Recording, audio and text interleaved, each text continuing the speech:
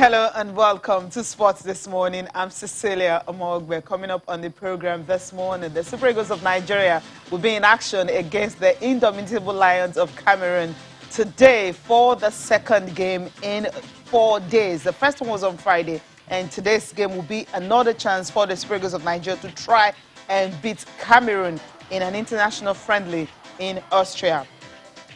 Also on the program, the threat is real. The Benin Insurance are threatening to pull out of the Nigerian National League following what happened against Remo Stars on Sunday. The government is saying that if action is not taken by the Nigerian National League organizers, they will pull out of the Nigerian National League. We'll talk more about that on the program. Okay, and of course, the NBA. Brooklyn Nets expectedly is taking a 2-0 lead over the Milwaukee Bucks. Giannis Antetokounmpo and Chris Middleton had no answer for Kevin Durant and Kyrie Irving because these guys were on fire on the night, beating the Bucks by 125-86. It was a brutal loss for Milwaukee Bucks in Game 2. So 2-0, they're leading the series in the semifinals of the Eastern Conference. All right, I will not be doing the show all alone this morning. I have Shemilore Adenekon with me. Shemilore, good morning. It's good to have you here. Thank you for having me back. Thank you. All right. Okay, we're starting off with the NBA, of course, which is natural because of what happened early hours of this morning. The Bucks were completely destroyed. But before, yes, there you have a confirmation of the result now. 125-86. Okay, they played against the Milwaukee Bucks, right? And the Denver Nuggets and the Phoenix Suns, 105-122. Now, let's talk about the Nuggets briefly before we go back to our style match of the day. For the Suns, of course, they continued what they started against the LA Lakers, beating the Denver Nuggets by that point, despite the fact that you had, Nikola Jokic, the MVP, trying his best, but it just wasn't enough. Yeah, it just wasn't enough, and they were unlucky. This is not a result that the Denver Nuggets should really worry about. The Phoenix Suns right now, Monty Williams has them playing fantastic basketball, a young team, get up and down the court very fast, which was troublesome for the Lakers, but this was just a game that they really spread out the points between them. You can see Devin Booker only put 21 up. DeAndre Ayton put 20. Chris Paul put 21. So they spread out the points between the team, and that's sometimes easier than when you have someone like Nikola Jokic who gets majority of the points, and then the rest of the team have to maybe get between them 15 each or so. But to be honest, Denver played well. The Suns were just better on that. The Suns are the home team because they finished second seed in the West, so they are the home team. They got home court advantage. And even if you look at the breakdown between each quarters, it was pretty close until it got to the final quarter. So it was. Well done to both teams. Well done to them, especially for the Suns, as you mentioned earlier, sharing the points among them. All the starters were all on double digits. Even Michael Bridges, also Jack Crowder, also 14 points. And these guys were just ready to play, and they took control of the second half, and from there they just went on. And of course, Nikola Jokic, as we mentioned earlier, was just limited to 22 points, 10 for 23 shooting, 9 rebounds and 3 assists on the road. All right, they didn't really have much support there. Okay, now we'll talk about the game of the night, Milwaukee Bucks and the Brooklyn Nets. We knew it was going to be tough, but we did not know how tough it would be for the Bucks because of how they lost. It was a brutal one for them. They were totally destroyed by the Brooklyn Nets. It was brutal. I think, is it 39 points different? 125 to 86. 86, yes. You don't expect do the math. you don't expect the Bucks to only have 86 points in a postseason match in the playoffs. It's quite poor. We expected more from Giannis, to be honest, because if you watch the game, he wasn't taking the ball into the paint, driving, as we say, he's one-dimensional. It wasn't aggressive enough. Thank you, sir. It wasn't aggressive enough. You see Kyrie and KD putting up 22 and 32 respectively. I think, to be honest, the Nets are just too strong, but you expect better from the Milwaukee Bucks. Traditionally, they're a very good defensive team. They're very big. They've got a lot of wingspan between them, so they defend the paint very, very well. But Brooklyn Nets, their offense is ridiculous. But I didn't expect it. I expected it to be closer. But they were in Brooklyn, so anyway, if they lose the next game, Game 3, which will be back in Milwaukee, it's done. They could get swept. Of course. They could get swept. It's looking like that because if you check what happened, and I mean, the Nets actually set a franchise record, a postseason record, 21 3-pointers, and that's what the Bucks were known for. Yes. You know, the season, I mean, they were shooting threes. I think it was going out of fashion. But this particular game, I don't know what happened to them, because this was really ridiculous. Giannis had a double-double of the night, 18 points and 11 but rebounds. We need more. I mean, we need more from him. It was not efficient at all. We need more from him. And I know my friends are saying, see, you're Nigerian. I say he's Greek. He's Greek. He's Greek, right? He's now Greek because he had 18 points. On the night, he put up some ridiculous numbers. He'll be Nigerian again. You're funny. But in the first quarter, Brooklyn Nets really put up 36 points to the Bucks 19. And from then on, it just kept increasing. It just kept increasing. So there was no way back. They were leading as much as 49 points. Yes, it was at one point. So they tried to bring it down to at least ending with only 39. It could have been worse. So they go again, I guess, for Game 3. They really go again. They go again for Game 3. Well, let's get post-match reaction. We'll start with, of course, the winners first before we listen to the losers.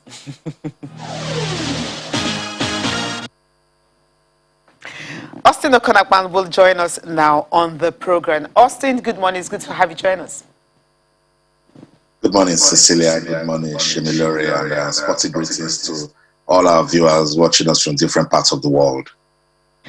All right, let's get into it. Before we talk about, the drama of Nigeria National League, quickly, let's get this out of the way.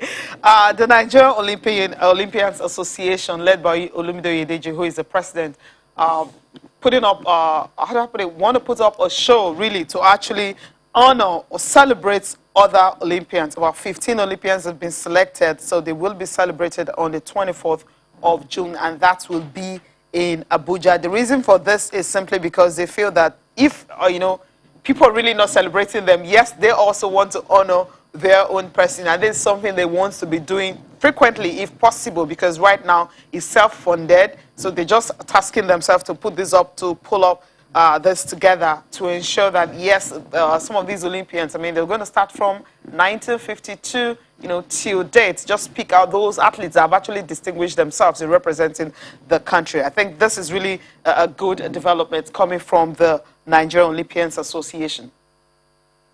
It's a good one.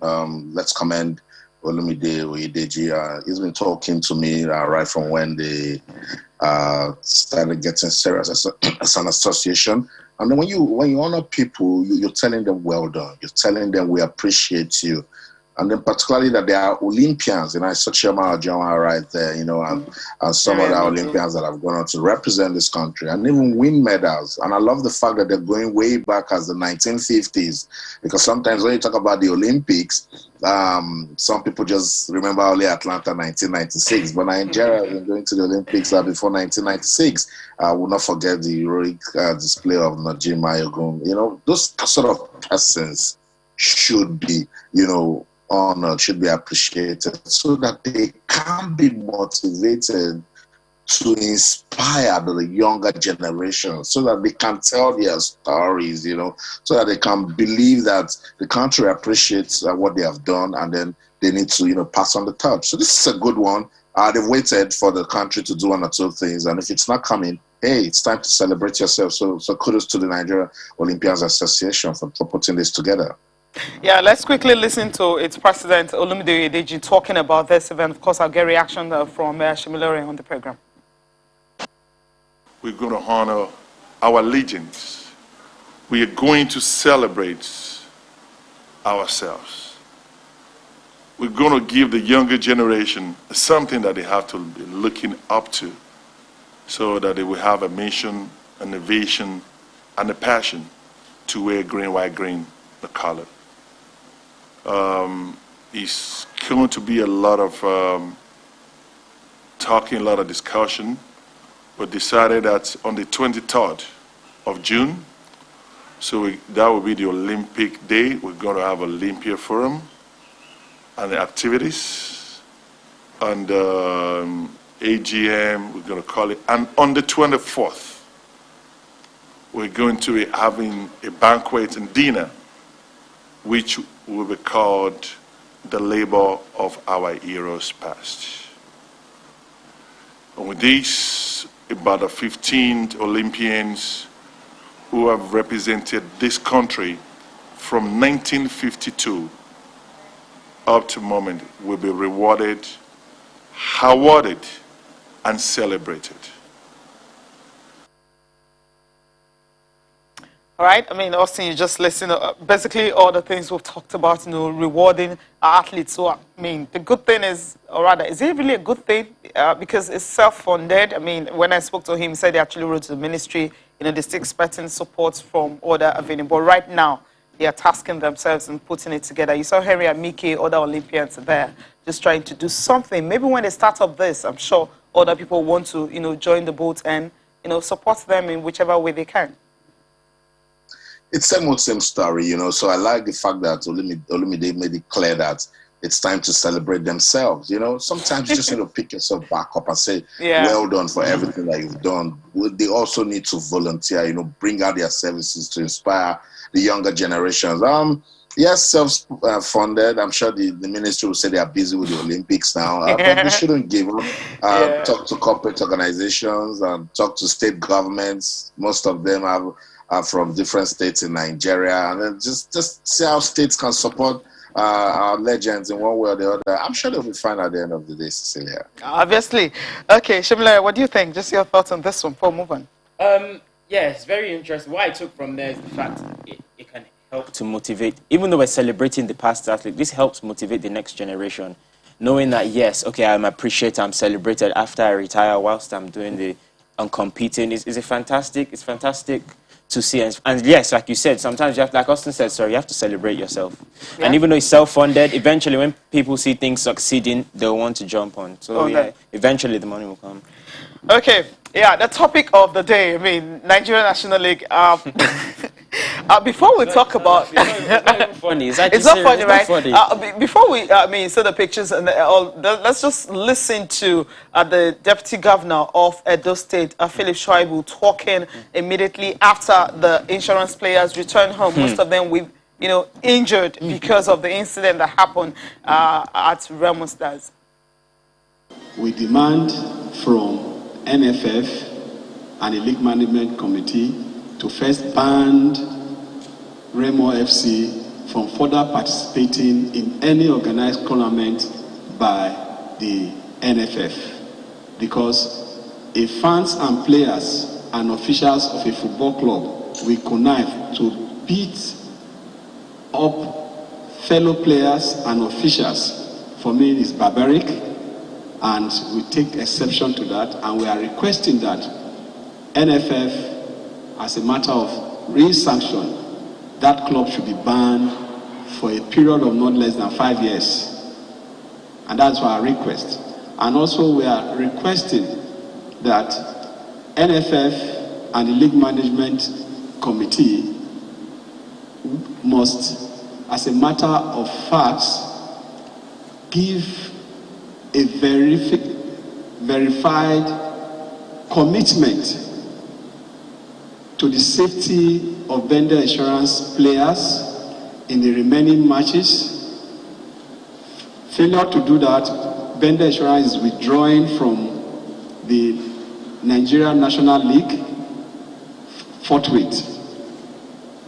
And we are, as a state government, we have also agreed that the management of vendor insurance FC will check the level of damage that match has cost us, and we are instituting a legal suit against Remo FC and the owner of the club, because we are aware that Mr. Shoname, the owner of Bet Niger and the owner of Remo FC, was physically present, and he was even inside the main bowl when all these activities were taking place. And we had videos of how they were instructing their fans to go and intimidate players, intimidate officials of vendor insurance, and that the match must be won at all costs.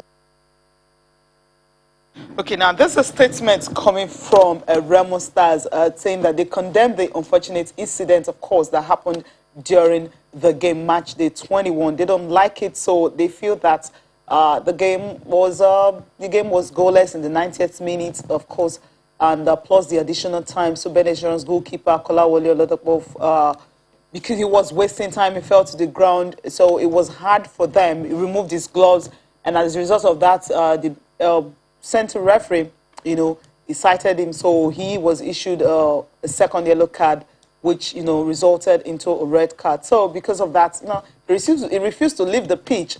And of course, before you know it, the whole thing descended into chaos and players started running for their dear lives. That's the story they're putting out there, what really happened.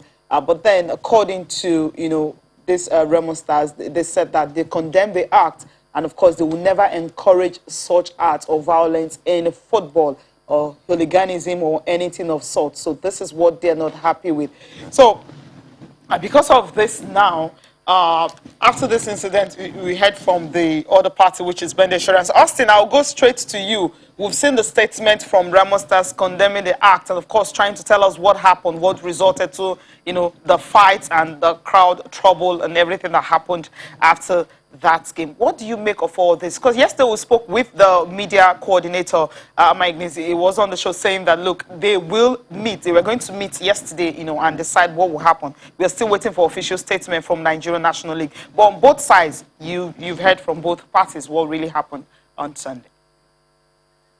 Cecilia, this is serious business, so I have to knot a tie for this one because I'm so disappointed. Yes.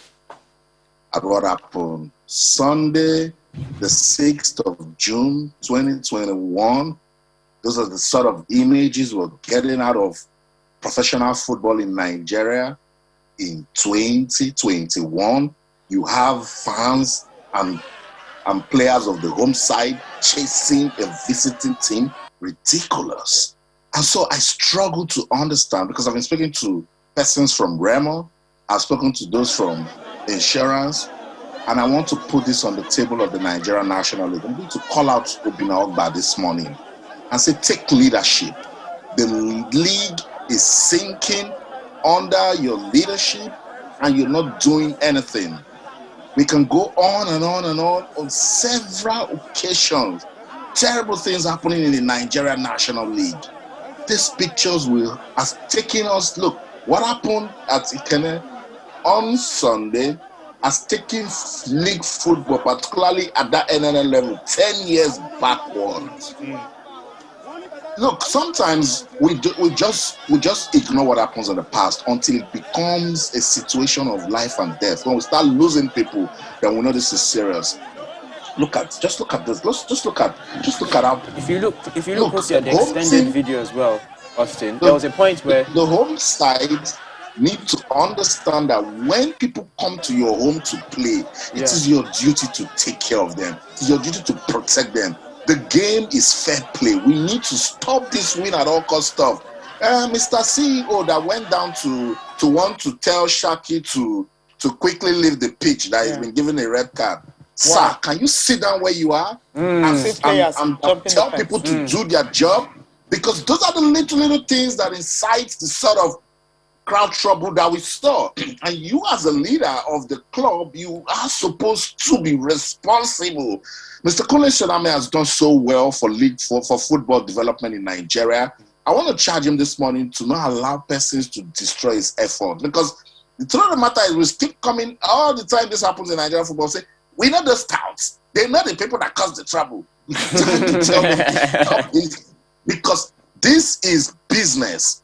In 2018, Remo Stars and Bendel Insurance had trouble in the Nigeria Professional Football League. They both got relegated. That match, I think, was abandoned. The referee was beaten. And now, because you know that these people, they have a bad past, there's a bad blood, the NNL should have done all they could to ensure that, first, we have asking very serious questions this morning.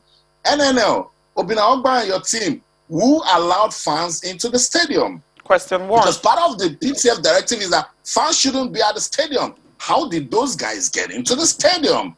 That's one.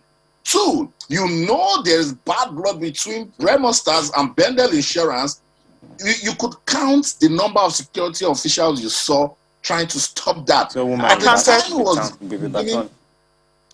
was beginning to get intense, what did security do?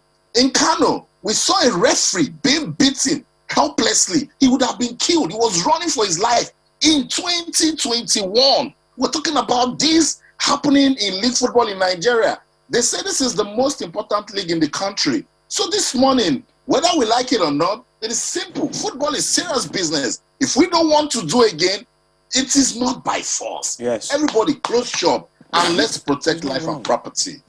Which is more important because you've seen pictures, from the players that were beaten, injured. And of course, I remember when they were talking about that they were looking for the goalkeeper who was finally found early hours of, that's, just look at the pictures we were seeing. That's from the angle of the insurance players after they returned to Benin City. From Okene. It's Austin. It's something that we can keep talking about and talking about. We just hope that not just talking, but if NNL can really, because when we spoke to Ama Ignis yesterday, he actually said that they're supposed to be playing behind closed doors. So we've seen crowd always. We've seen crowd trouble, and even in Calabar also. Rovers game. And in there we United also, we saw another crowd trouble. And so at the end of the day, the question kept going, but we were begging, or rather asking the questions, who actually allowed fans to get into the stadium? What is the punishment for these clubs? Is it going to be really severe or not? Because insurance are demanding that whatever punishment they're putting out here. That's why we want to be very real this morning. I've called out Obina. This is in the way and everybody involved. See the size of that man. Of the NNL. The small referee that he wants to beat. In Calabar, it was sad. In Kano, it was worse. You need to see how that referee was beaten. Different fans. A policeman was just tearing, and fans were beating a referee. He got up, started running for his life. See the small referee. And you say this is a league? Okay. Sad. Just look at this. Just look at this. Yeah, that's players. What is going on with a referee? Pictures we really don't want to see. Okay, Felix Shaibu wasn't just talking about Benin Insurance threatening to pull out a loan. He also talked about the fact that a certain referee, Godwin Igwe, should also be banned from officiating all forms of games. Let's listen to him. We're also demanding that referee Igwe Godwin should be banned for life from officiating any football tournament in Nigeria. Referee Igwe Godwin should be banned for life from officiating any football, national or local games in the country. That will serve as a deterrent to some of the referees that will continually be destroying the image of football as against being umpires umpire. They play according to their paymasters. Okay, and we'll have to wait for official statement from the Nigerian National League. Austin, you put out a lot of questions, so we'll just do the waiting games. I'll also see if we can get Obina Ogba to the studio to talk more about this. What's going to happen with these incidents taking place regularly in the league that he's currently overseeing. So we have to rest it here for the Nigerian National League because the whole topic that we can take 2 days or even 1 week to keep talking about because it's really not looking good for the most important league in Nigeria. That's the irony of it, right? Okay, let's talk about another very important one. The Super Eagles of Nigeria will be in action against Cameroon later today. According to reports we've heard, the game would not be televised live. It's more like a practice game, something like that. But Austin, we watched the first game. We may not be able to see the second one, but we'll see if we can give you guys, stay close to it and monitor it with the media officer that will be there. But then tonight, Austin, what would you want to see, even if we may not be able to see the game? But when we see the lineup, we should be able to say 1 or 2 things about that. I think it's a game the Super Eagles should, come out with a lot of purpose, prove a point. Cameroon has stopped their unbeaten run, so it's time to let them know that it hurts, and particularly that it's Nigeria and Cameroon. It's always a cagey affair. Contrary to, people's opinion, I think the Super Eagles were really decent in that first game.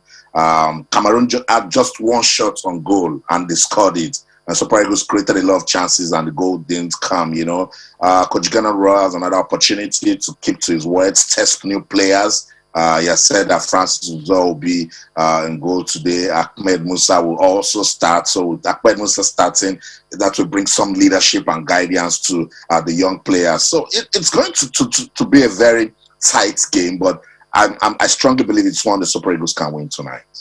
Okay, we need to go on a break. When we come back, we should be listening to Coach Rohr, the team, the players he wants to feature, and of course, how he intends to approach the game to ensure that it gets a win for the Super Eagles of Nigeria.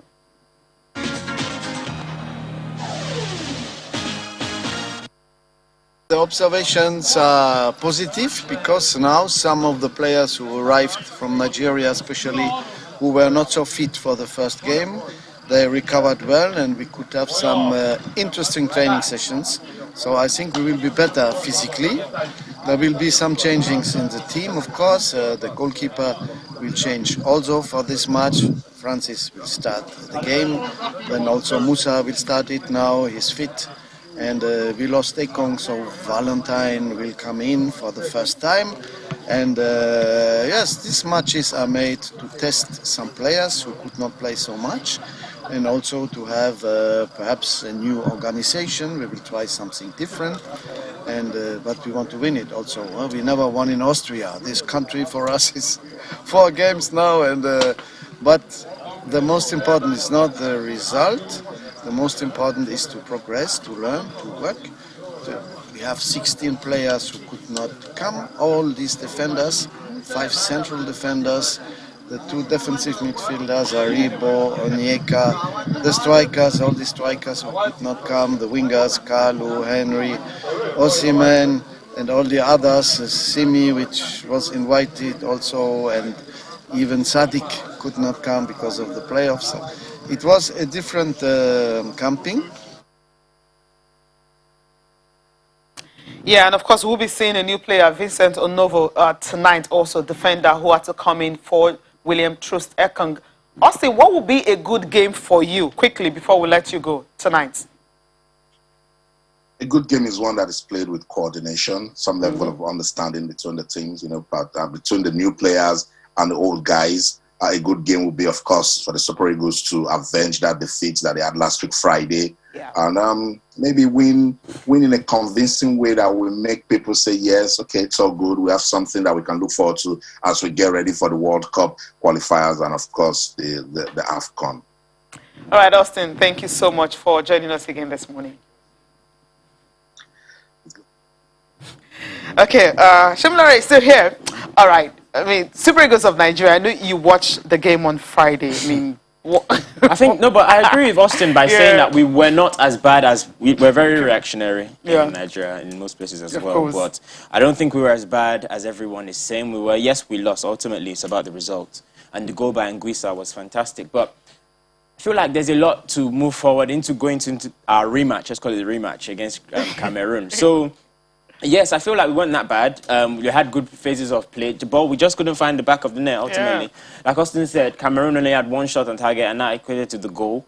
But, yeah, tonight, it's a shame the game is not being televised, because tonight you want to see if the instructions on the new players he's brought in, they listen to his instructions, they show phases of play, and we finally put the ball in the back of the net. Just something that shows us a bit of promise going into the World Cup qualifiers and eventually to look forward to in the AFCON in next January. We've got Mexico in July as well, and he's promised to bring some home-based players. So we'll see if he fulfills his promise, right? He's not just bringing them, he's using all of them. I love what he said. You know, he talked about the fact that most of the players that didn't get to start the game or also play will be in action tonight. And of course, we'll see Vincent Onovo. He'll be starting. You see Terry Murphy. He will also be starting. And of course, Francis Uzoho will be the man, to man the post tonight. We'll see what he's going to do, and hopefully Nigerians will be happier in this game that the Super Eagles of Nigeria will be playing against the indomitable Lions of Cameroon. Now, let's touch down with the Super Falcons of Nigeria. They will be playing that 4-nation tourney in the U.S., and the home-based players and some technical crew left last night.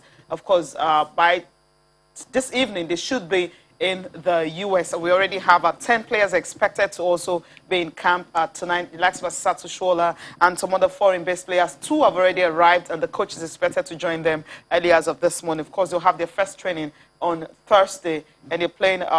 We have Portugal, Jamaica, and of course, USA. US actually using that to fine-tune their preparations for the Tokyo Olympic Games. Well, Falcons is an opportunity for them to play against the top seed. We've never played US in a friendly, so this is the first time the Falcons will be having it. And the good news is the camp will bubble tonight. So by Thursday, we should have full house and have their full training session. So for the Falcons, good one, you say?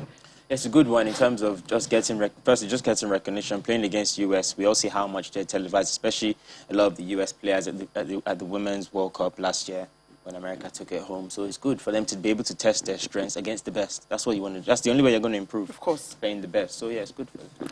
A good one. Okay, for the Super Falcons of Nigeria. So we'll bring you updates every day until the tournament will start. Okay, time to take a look at the papers now. I'll start with Sporting Sun. Yes, Sporting Sun, what do we have? Sporting Sun, here you have Onuachu clinches Ebony Shield as a beat Man City and 3 others to the award, which is a good one. Because you have the big boy who took it home. I'm talking about the golden shoe. Okay, but this one is just an award, Ebony Shoe Award. So, yeah. More awards for our own. Smiles on Nigerians' faces. Hopefully he gets a move to a league that's more televised, obviously in Genk in Belgium. So hopefully he gets a move maybe to the, not so the Premier, maybe the Serie A or somewhere. But 25 years old, he's still got some, 24, 25 years old, he's still got some years on him. So hopefully we see him in a more televised league. Yeah, hopefully too, because the Bundesliga and some other teams actually calling for him. Yes. Are looming around him, yes. They're swimming. Cool. Sharks are coming. Yeah, sharks are coming, right? Pay the money. When the price is right, you'll definitely leave Genk. Chelsea handed boost in Lukaku pursuit. But I heard that Milan don't want, Inter Milan, Lukaku says he's happy at Inter Milan. Is he going to leave? He's happy at Inter Milan, but the problem with Inter Milan, why Conte left as well, is because they're trying to recoup some finances. So they might have a big sale, maybe him or Zero Martinez or someone's got to go. But if the money comes in for you, Lukaku, they will sell you. But and you think Chelsea should be able to afford it for 100 million quid? Oh, I don't believe Chelsea should go for Lukaku again. I believe that chapter is done. You used to pay for them before. So you shouldn't go back. You shouldn't go. Honestly, you shouldn't go back. Ahmed Musa and Maduka you say defeat not an option. Of course, that shouldn't be debatable, right? I don't even want to hear that. Yes, it shouldn't be a quote. I'll move to the next one. Sporting Life is next, and in Sporting Life, there you have this one. Ramos to leave Real Madrid after June 30th. Yeah. Wow. That's when his contract ends. That's when he can be officially free. Yeah, end of an era as well. I wouldn't say going outside, but it feels like he's going outside. The way Real Madrid bowed out the tournament to Chelsea at Champions League. You see how Luis Enrique didn't pick him for the Spanish national team, even though he wasn't fully fit. But we've seen Gareth Southgate pick likes of Harry Maguire and stuff, and Henderson for leadership capabilities. But yes, free. I think he might go to, it's rumored he might go to Man City, PSG as a free. But yeah, Ramos still one of the best defenders in the last over a decade. So yeah, sad to see him leaving Real Madrid. He's one of those players you never thought would leave. But I never see this coming. Yeah. When Raul Gonzalez left also, I had the same feeling. Yes, Ike Casillas, when he left, I had the same feeling. Ike Casillas, you know, so this is another player, another legend. I mean, Mr. Madrid. Mr. Madrid. Mr. Madrid. Was a huge one. De Bruyne named PFA Player of the Year, of course, expectedly he would have won that. I mean, he was awesome all through the season. He was awesome all through the season. For me personally, it pains me about giving it to Bruno Fernandes, but I guess because they won the Premier League, it has to go to. And United flounder a whole lot. But I think it's because of the whole team, and that's why he's not getting time. Yes. Maybe if they had won Europa League. Yeah, maybe. And there's something to show. Yeah, maybe they would have had an influence on the players voting for who would have been the best. But yeah, Kevin De Bruyne, I feel it was even between him and Ruben Diaz in the same team. So really, actually, I'm not surprised that Kevin De Bruyne took it home. But yeah, for me personally, I would have gone for Bruno Fernandes at Manchester United. I would have gone too, because the games that he's not there, we've seen how United struggle to score or create chances. So yeah. And the day he's not playing well, he also struggled. Yes. All right, Complete Sport is the last one this morning. Complete Sport here, Onuachu crowned Best African Player in Belgium, becomes the 5th Nigerian to win the highly prestigious award. Congratulations to him. But of course, Terry Buffy says he was shocked when he got a call from Rohr. Well, I think he deserved it. Osimhen's AFCON headache. Osimhen AFCON, that's a headache for the new boss, saying, okay, he's not going to like this one because he knows that he will be leaving to play. You know, that's only natural. That's why Fergie never signed African players, because he just believes that the AFCON is a disruptant rather than something to be celebrated. But yes. All right, thank you so much, Shemilore. Thanks for having me once again. Thank you very much. All right, thank you for watching. I'm Cecilia Omogbe. Have a fantastic day.